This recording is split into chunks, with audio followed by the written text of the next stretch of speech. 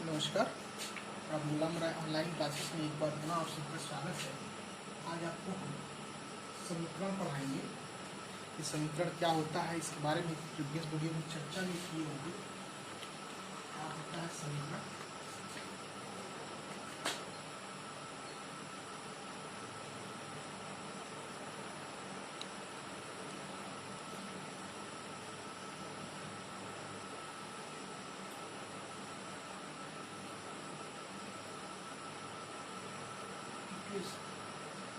क्या होता है इक्वेशन, इसके बारे में जानना है।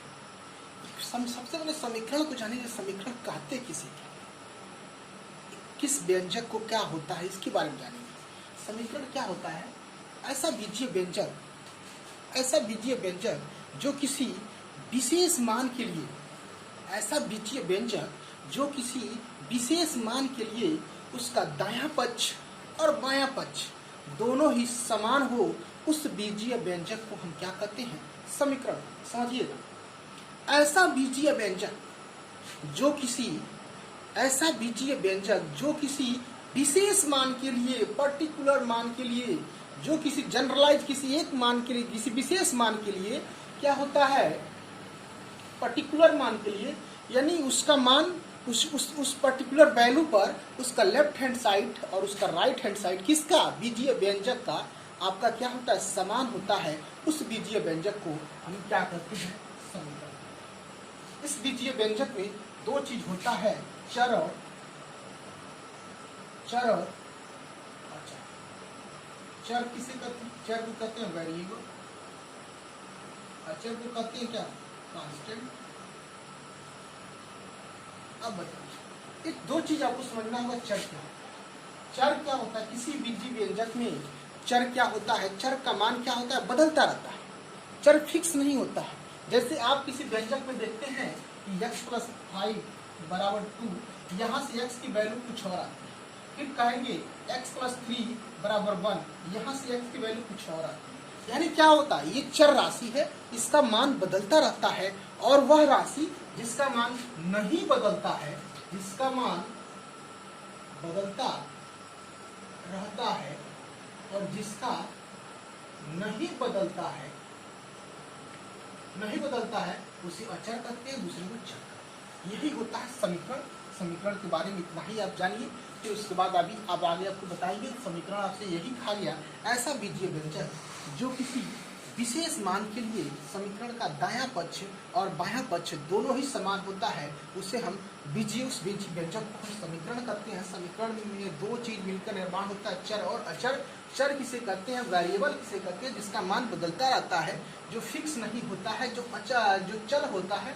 और अचर किसे कहते हैं? जो अचल होता है, जो चलता नहीं है। जैसे 1 2 3 4 5 इसका वैल्यू फिक्स है, इसे हम क्या कहेंगे? अचर कहेंगे। ये होता है आपका समीकरण। अब इसके आगे हम ये जानेंगे,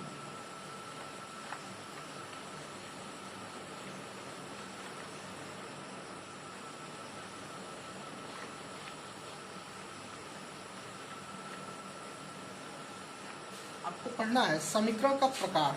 ठीक है, इसके बाद आपको पढ़ना है समीकरण का प्रकार। समीकरण का, समीकरण के देखिए प्रकार का, पहला सरल समीकरण, दूसरा द्विघात समीकरण, बाई क्वाड्रेटिक इक्वेशन, तीसरा त्रिघात समीकरण,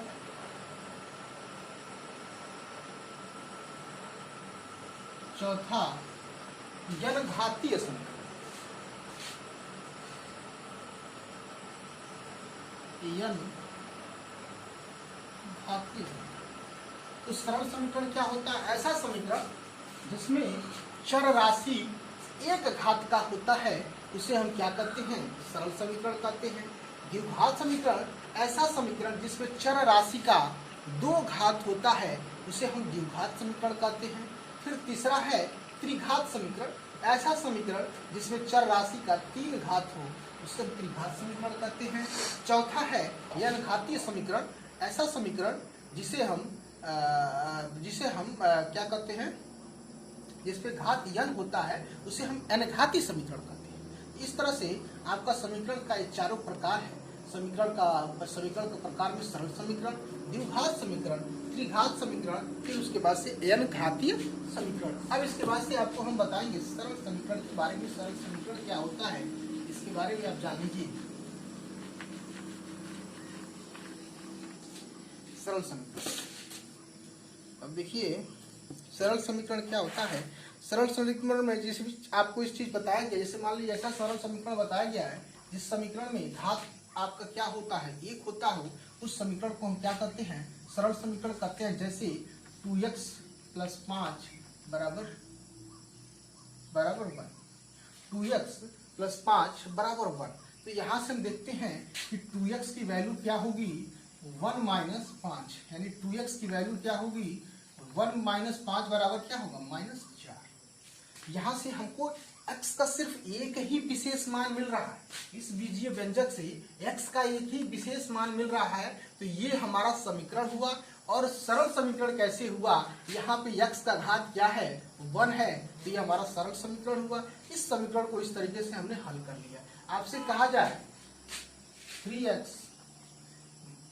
+ 6 = 2, तो कहा जाए यहाँ से बीजीय व्यंजक में x का विशेष मान क्या होगा, तो आप यहाँ लगाएंगे 3x बराबर 12 - 6, 3x बराबर 6x बराबर 2। तो यहाँ पे x का विशेष मान क्या मिला, 2 मिला। तो यही होता है आपका सरल समीकरण। अब इसके बाद से हमको जानना है, दूसरा था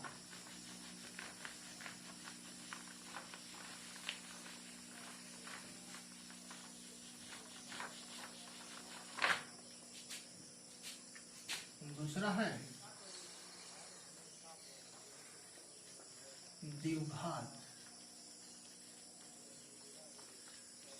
समीकरण। इसके बारे में जानना है कि द्विघात समीकरण क्या होता है। इसमें हम ये चीज जानेंगे।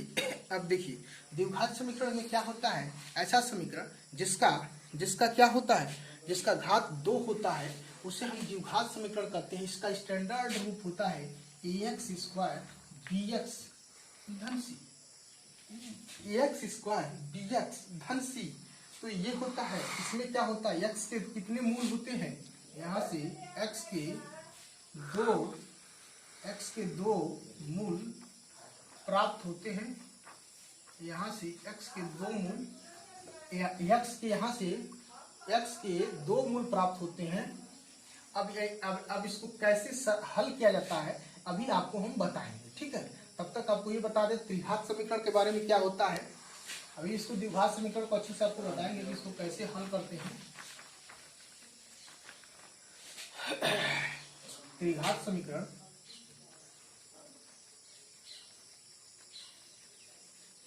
यहाँ पे x³ + 3x² + 5 = 0 कह देगा। ये आपका त्रिघात हो गया। अभी जब इस पर n घात लग जाएगा तो आपका n घातीय समीकरण हो जाएगा। इस तरह से यही आपका समीकरण के प्रकार के बारे में है, चीजें हैं। अब आपको हम एक एक करके द्विघात समीकरण विशेष है इसके बारे में हम चर्चा करेंगे।